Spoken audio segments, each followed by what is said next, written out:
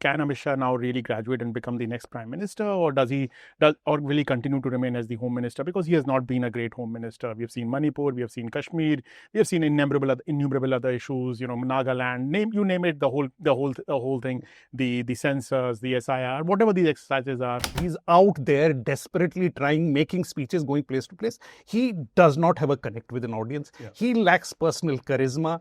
He does not have an aura around him of a figure who can win votes on his own. Clearly, he's lacking in that. Can Shah actually win elections without the RSS? That itself is a question. How much is his own capability and how much is his contribution of the RSS? If Modi himself decides to usher Amit Shah in alive, it's highly unlikely. I do not see Modi ever doing anything like this. At some point or the other, Narendra Modi would let go of this chair. We might be coming to the point where 70 or the throne that he holds.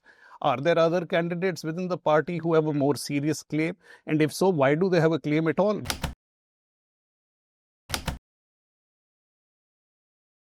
Hello and welcome to the Caravan Long View. I'm Sushant Singh. And I'm Hartosh Singh Bal. So the only press conference that Mr. Modi has conducted as a Prime Minister in his whole record of last 11 years has been the one after 2019 elections were conducted and the results were not yet announced. Between that period, there was a press conference which was conducted in the national headquarters of the BJP. And it was a very interesting press conference. Although Mr. Modi was doing the press conference, he was not the one who was speaking. He sat silently onto one side while the then BJP president and now India's Home Minister, Amit Shah, kept on speaking. And it showed you the kind of importance Amit Shah has in the BJP setup, particularly under Mr. Modi. He can speak whatever he wants on his behalf, and Mr. Modi trusts him implicitly, blindly to say whatever he has to say. He may not be the deputy prime minister, but everybody acknowledges that he is perhaps the unofficial deputy prime minister in this government, although Rajnath Singh holds the second senior most position. He's perhaps more powerful than anyone else. Perhaps if people say it's a two-man government, he is perhaps the second man and not NSA Doval or Jaishankar or Rajnath or anyone else. He also controls the party completely. Mr. Nadda is seen as his proxy. He's been running the party for such a long time. When the debate in Parliament was being conducted on Operation Sindoor in the monsoon session, while the reply in the Lok Sabha was given by Mr. Modi, in the Raj Sabha, he was not there. And the reply was not given by Rajnath or someone else, who is also a defense minister and the de facto number 2. But the reply was given by Amit Shah. That tells us of the importance of Amit Shah to this setup, to Mr. Modi. That press conference, I think, is a great lead-in to sort of two important things. One is the importance of Amit Shah, and the second is the relationship between Amit Shah and Narendra Modi. First of all, why does not Modi ever address a press conference or answer questions? I have my own thesis. I've been close to him in Gujarat, covering elections, trying to go to him, force him to answer questions, and he will always find a way to sneak away. And soon there were security guards who would not let us go anywhere near him. I think he's a man who cannot tolerate the idea of anybody addressing him as an equal, of putting a question to him, expecting an answer and contradicting. In the two instances we've seen, one is, of course, the famous Karan Thapar show where he, infamous is and the other is a sip of water. And the second is where the BBC documentary where he was shown his eyes glowering, saying he had not managed the media well enough. Yeah. The only thing he did wrong. This is where Amit Shah comes in. Because to let Amit Shah answer questions is to have almost overwhelming trust in one man to answer the questions in the right way as you would want them answered. And this is the kind of equation they've always had, that Modi trusts Amit Shah to do exactly the things Modi would want him to do. And it's been true right from the beginning, from the time then he brought him into the RSS well before they were in politics, from the time they worked together in elections in Gujarat, to the time when Modi is facing a crisis. People forget that after the 2002 violence and the riots where the Gujarat administration and Modi almost colluded in the violence that happened, that the criticism and the assault on the government from the media, etc., was enormous. He needed somebody he could trust, who could manage the atmosphere, Amit Shah was made Home Minister and given 10 other portfolios. I mean, unprecedented. And ever since, Amit Shah has done exactly what Modi has required him to do. I mean, coincidentally, and it may be a coincidence, at very convenient times, there have been encounters as well that have dogged whenever Modi is in political trouble. There is an encounter which seems to sort the political fortunes. That has got Amit Shah into political trouble as well. I mean, the rather important case of the Sohrabuddin encounter, then the Tulsa Prajapati killing, and then the Loya incident, which Caravan has covered in some detail. It also led to a jail term for Amit Shah.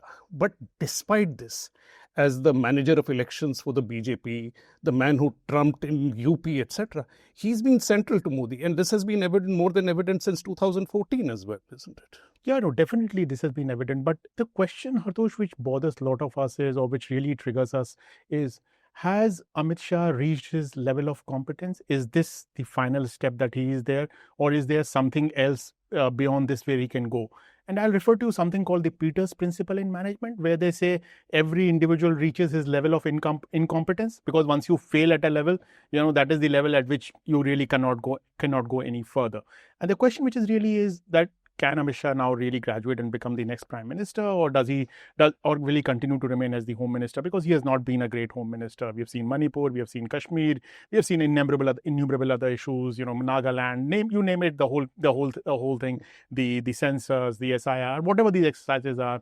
It has not been a great time for India's home minister. Ask you, do you believe that his successes in sort of coordinating the elections and the election machinery does not make up, in terms of leadership qualities, for the kind of mistakes he's made in governance? Yes and no, because historically, not many deputy prime ministers in India, in fact, only one, if I can recollect, have made it to the prime minister, or rather number twos. And the only one is Charan Singh, who did not face the parliament for a brief spell, who did not face parliament. So I'm sure Amit Shah does not want to take that on. And the most famous example is L.K. Advani, who tried his level best. He was number two and perennial number two, remained number two, continues to remain number two. And that is from the BJP RSS stable. He also thought of himself as Sardar Patel. Sardar Patel also never became prime minister, remained deputy prime minister. I can think of Y.B. Chavan. I can think of many others, Jagjeevan Ram. I can think of many others. Nobody has ever become other than Charan Singh, unless Amit Shah wants to become Charan Singh. Are you suggesting the best poor Amit Shah can do is make sure his son heads the BCCI and he remains a deputy chief minister and will not go from here? But deputy prime minister, but he has not yet been made deputy prime minister either. Given that, if that is the case, and we are still assuming, we'll come to that at some point or the other, Narendra Modi would let go of this chair. We might be coming to the point where the throne that he holds. Are there other candidates within the party who have a more serious claim? And if so, why do they have a claim at all, basically? Yeah, Hartosh, that's a very interesting question. If, let's say, Amit Shah is a leading contender to the Prime Minister's chair, which many in Delhi, especially journalists who are favorable to BJP, see him as, and that's why they go and prostrate before him. There are other candidates as well. There is Shivraj Singh Chauhan, out and out BJP, RSS, ABVP men. There is Adityanath, Uttar Pradesh, biggest state, two-term chief minister, holy figure, single, doesn't have a Jai Shah who's making money on his behalf or whatever, or running the BCCI on his behalf. There is Himanta Biswa Sarma, completely now converted into this radical Islamophobic Hindutva figure who's trying his level best and actually trying maybe more than he should be trying. And then there is Gadkari. The Gadkari and Fadnavis both. Two Maharashtrian Brahmins coming from Nagpur, close to RSS, seen as RSS proxies. They're only the only Maharashtrian upper caste in this lot. So if you look at it today, like people used to say, who after Nehru, who after Modi, and with Modi with 240 seats. And let me just say this, that Amit Shah's election management actually took a big hit with 240 seats. Because the last time Modi got only 240 seats, especially when Nadda, who's virtually seen as a proxy for Shah, went out and said that we don't need the RSS for the election. So can Shah actually win elections without the RSS? That itself is a question. How much is his own capability and how much is his contribution of the RSS? So there is two things. One is, of course, that Amit Shah, while maybe a backroom manager from organizing police operations, if we may, to be polite. We all know what I am referring to. For women who are being harassed or under threat. Under threat, Snoop Gate, we have a good example there where he's reporting to Modi on a particular woman that Modi wants monitored. A violation of everything. A serious incident that this country has never taken seriously enough. Also to the backroom man for the elections, managing them, conducting them, whatever it is. No, winning UP. But he lacks a front face. We see him campaign in elections. He's out there desperately trying, making speeches, going place to place. He does not have a connect with an audience. Yeah. He lacks personal charisma. He does not have an aura around him of a figure who can win votes on his own. Clearly, he's lacking in that. Now, given that case, how do these other candidates that you raised stack up? Should we sort of begin by thinking the ones who clearly won't make it? I think Hemanta Biswa Sarma, for all the things, the easiest ones which we will take. Yeah, we can dismiss. He is not from the RSS. Not from the RSS. He was once a congressman who spoke of secularism with as much enthusiasm as he's talking about Hindutva today, who's would with as much vehemence speak in favor of Muslims as he's speaking against of him.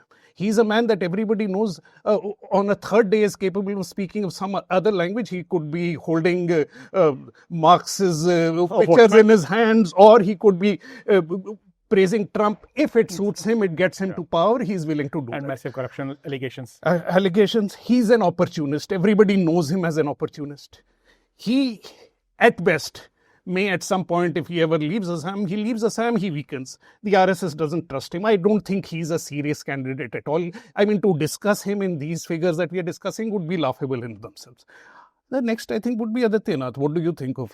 So Adityanath is a very interesting figure. So primarily his strength comes from two facts. One is that he is the sitting chief minister, two-term chief minister of India's largest, politically most powerful, most significant state. And you just can't afford to ignore him. And the second strength comes from the fact that he is a Hindu monk. He wears saffron, he's not married, he doesn't have any of the liabilities like Gadkari's Purti or, or a Jai Shah. Or any such liabilities. He's clearly, so he has that religious imprint on him, the Hindu imprint on him. And he has that kind of charisma or aura with the extreme Hindu right, which not many other carry. But then there are some drawbacks. One is, as Sunil and others have spoken about, he has reduced himself to a caste figure, to a particularly Thakur caste, upper caste figure, rather than being a pan-Hindu leader, which he could have become. Secondly, he also got dented by the last election result in UP.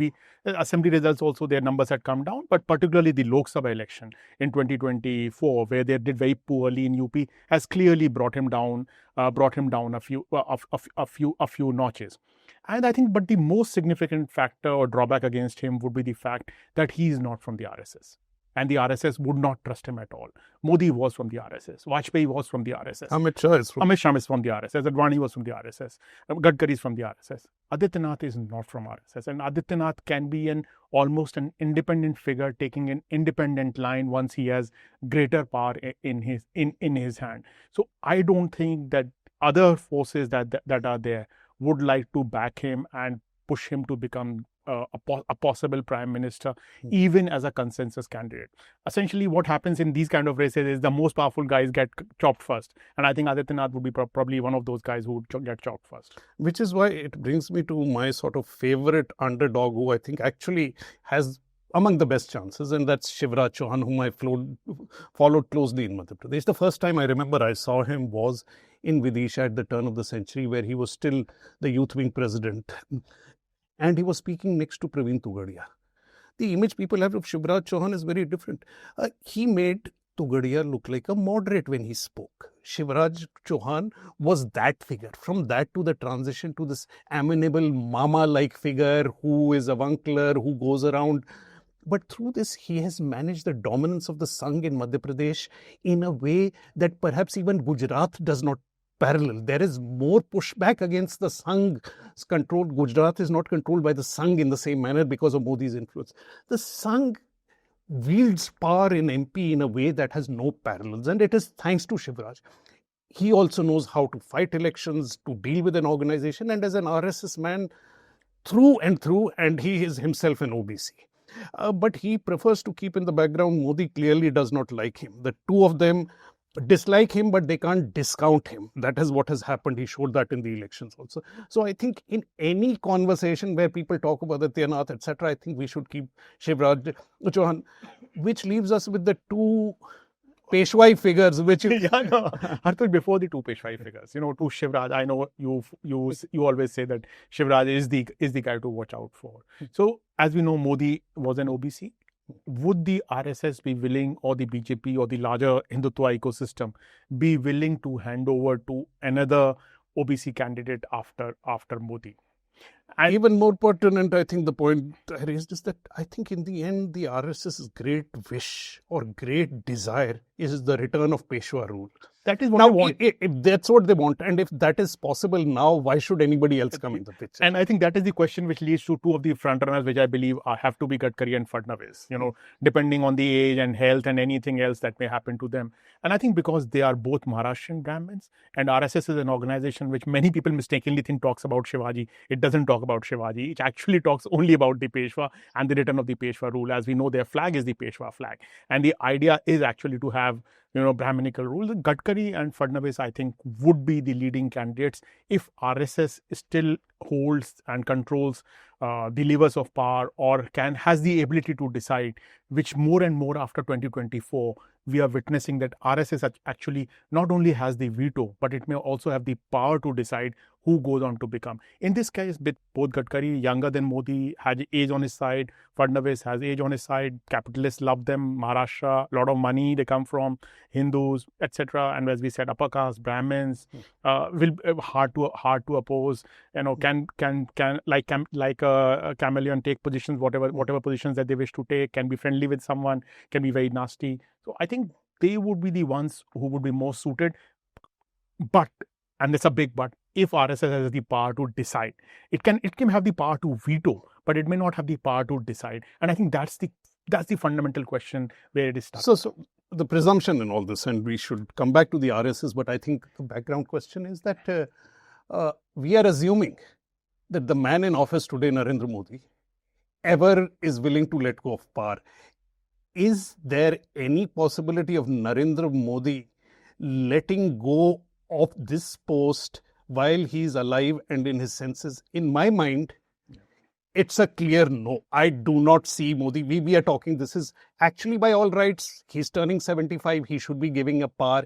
If this party has any claims to any credence to the statements they've made time and again, it's time for Modi to go. Even as a public figure, he is boring, he's repetitive. Of course, he's malevolent, we've said that before. But these new things that Modi is now boring is a new problem for the RSS in terms of the public appeal that he has. But who, if this is the belief that is entrenching itself in BJP senior leaders, but more so in the Sangh, who is going to tell him to go and who can get him to go? Yeah. Big question. And second,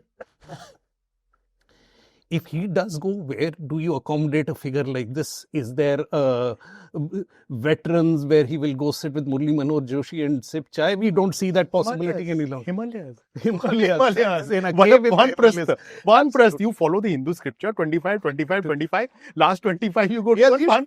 And he has been in Himalayas earlier, as we know from his biography. If he believes in all his religious faith, he should be giving up this year. But the only organization or the only power in this country that can actually do so is the RSS. I mean, in some real senses, we've seen a transition for the first time since 2014. These elections, as you were hinting, have led to a change in the equation between them.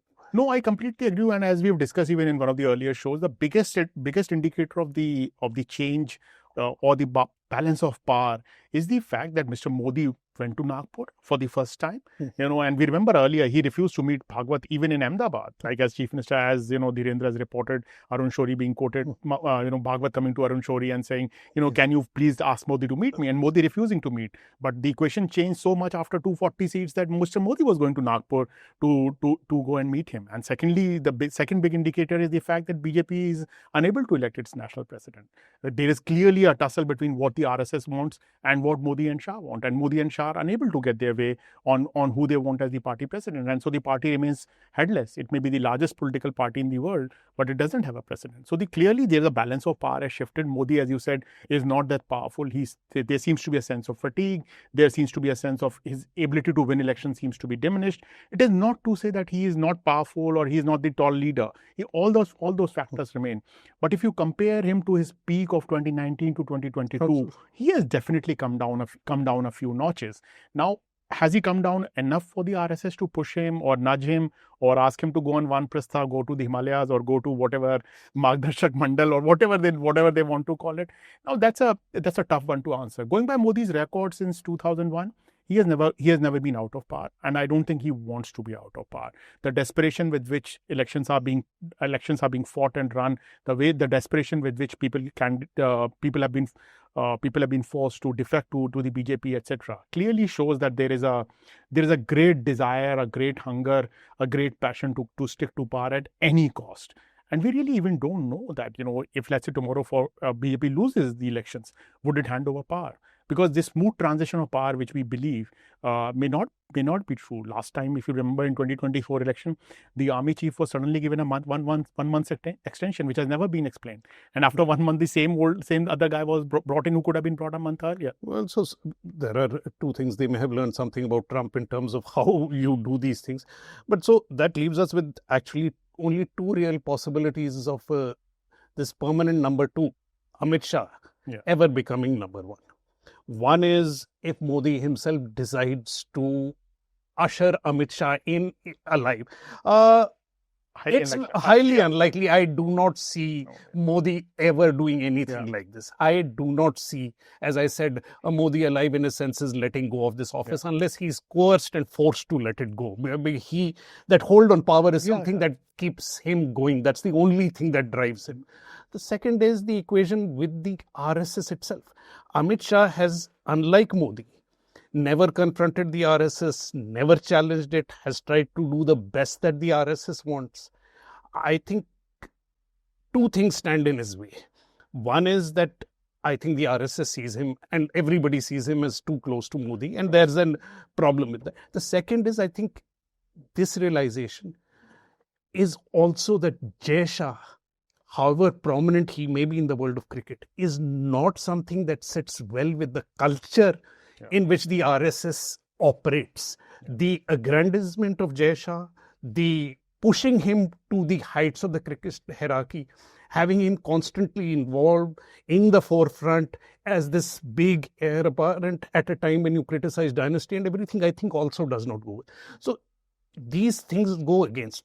But if, despite all this, if we are left without any real choices, you still think he could? So, Hartosh, I have a slightly different view. I think what we are trying to say, there are only two ways. There is a kind of a fratricidal fight like in the Mughal Empire, and whoever wins becomes, that fratricidal fight. We don't see the balance of power being in his favor because of RSS and Maharashtra, Shivraj Chauhan, etc., etc.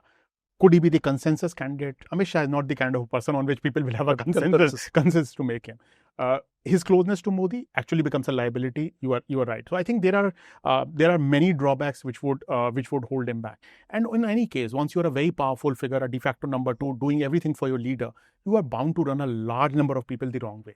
Sure. And a lot of when chips are down, when you are on your way down, a lot of those people are going to combine together and make sure that you are not climbing any further. So a lot of things seem to be going against him. The least of the child prodigy Jai Shah, who's this great, technocrat, manager, cricket enthusiast, cricket whatever administrator.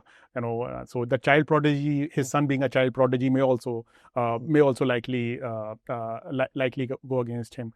But all said and done, stranger things have happened in Indian politics. I.K. Gujral became Prime Minister. H.D. Devgoda became Prime Minister. L.K. Advani never became Prime Minister. Chandrasekhar became Prime Minister for 4 months. So we have had very